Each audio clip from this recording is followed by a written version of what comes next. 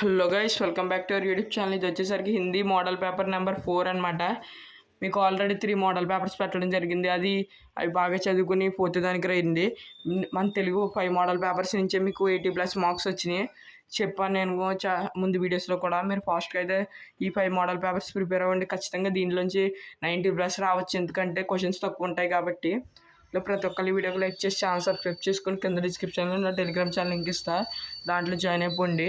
అలాగే Telegram channel join అవ్వడం ద్వారా మీకు ఇంపార్టెంట్ క్వశ్చన్స్ పెట్టను, ఓన్లీ మోడల్ పేపర్సే పెడతాను.